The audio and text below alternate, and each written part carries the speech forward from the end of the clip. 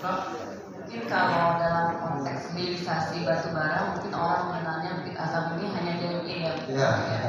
Oh, hanya DME di banyak di berita. Namun sebenarnya mulai dari tahun 2016 itu PTBA sudah melakukan hilirisasi batu bara. Salah satunya adalah briket. Itu merupakan salah satu batu bara. Lalu saat ini memang kita mempunyai peta jalan untuk jangka pendek sendiri. Ini kita akan melakukan percepatan komersialisasi itu coal to kalium humat dan coal to artificial graphite. Kalium humat ya? Ya. Arah agro ya? Agro benar. Ini untuk swasembada pangan kita kontribusi di situ. Jadi kalau kalium humat ini sendiri kita bekerja sama dengan UGM dan saat ini kita lakukan percepatan sehingga diharapkan komersialisasinya itu akan ada di tahun 2026. Lalu untuk coal to artificial graphite atau dan anodasit ini sebagai salah satu bahan di baterai lithium. Nah ini untuk mendukung industri baterai. Prima donanya barangkali ya. Kalau lihat dari sisi nilai tambah, yang mana yang kira-kira jadi prima dona dari asal? Ya untuk saat ini yang jangka pendek adalah di kalium humat. Kalium humat ya, untuk jangka pendek. Jadi nanti kalau kita sudah cerita mengenai peta jalannya, itu untuk jangka pendeknya kita akan mempercepat komersialisasi untuk pilot project dan riset-riset kita, yaitu kalium humat dan artificial graphite dan anodasit. Lalu untuk jangka menengahnya, ini kita sedang melakukan pengembangan untuk DME dan SNG. Kalau kalium humat kan kalium diambil dari luar kan berarti kalium batu bara. Dari batu bara. Kalium dicampurkan dengan batu bara. Tempatnya dari sana.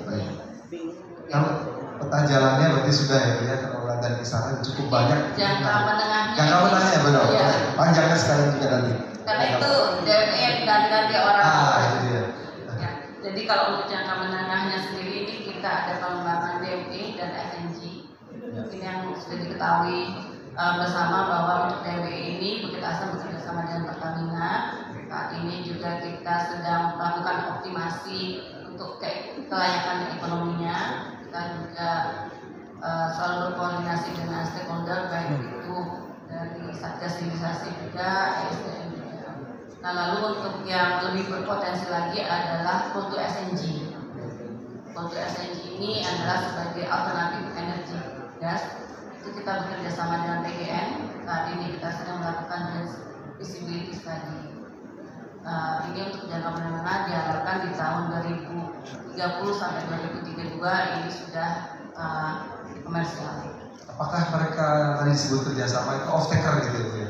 Untuk untuk off taker. Off takernya sekali. Ya Patra sebagai off taker dan PGN sebagai off taker. Karena memang hilirisasi batu bara ini kan produknya ini daya saingnya sudah ada produknya ya. Jadi harus jelas off takernya siapa, daya saingnya harus lebih kuat. Ya. Tapi ini sekaligus juga kabar gembira kan berarti buat mahasiswa juga atau alumni ini akan ada lapangan pekerjaan baru di kalau kelihatannya ya. Ya benar Pak. Kalau DME dan SNG sendiri kita perkirakan itu sekitar 2.000 ya penyerapan tenaga. 2.000. Dan memang harus dipersiapkan dari sekarang ya karena meskipun COD-nya di 2030 sampai 2032 tentu harus dipersiapkan dari sekarang. Ini pertanyaan agak sedikit jahil ya, karena teman-teman teknik kimia barangkali dengan batu bara kurang begitu perhatian barangkali ya. Nah, kira-kira sebenarnya tantangan SDM-nya seperti apa? Terus juga tantangan terbesarnya apa ini? Ya, sekaligus juga mungkin harapan bagi jangka panjang tadi belum ya? Kalau untuk jangka panjangnya sendiri kita juga sedang mengembangkan beberapa produk Pak. Kita juga bekerja sama dengan Kemenperin, kita berdiskusi dengan Kemenperin kira-kira produk apa lagi sih dari hilirisasi batu bara ini yang memang dibutuhkan seperti yang disampaikan Bu Wiwi tadi, pohon industrinya seperti apa, nanti jangka kedepannya itu akan metanol dan amonia itu yang akan arah pengembangannya ke arah sana. Nah untuk berbicara SDM sendiri memang benar Pak, terutama di Bukit Asam ya, yang masih di hulu banyak di hulu pertambangannya, teknik tambang, teknik mesin itu lebih banyak kompetensinya di situ. Memang Bukit Asam sedang melakukan program untuk update kompetensi lebih mengarah ke industri. Tapi juga berarti investasi dari pemerintah dan juga mungkin off-taker tadi juga ke arah hilirisasinya juga ada ya berarti. Kabar gembira sangat buat alumni ya.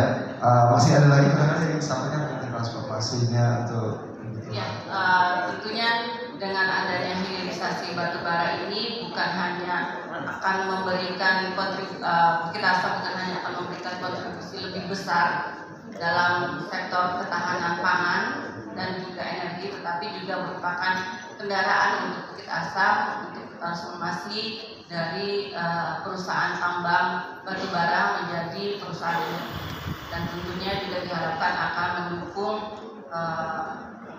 rencana dari Indonesia Emas di tahun 2020. Terima kasih, kita berikan aplaus pada Ibu Dahlia.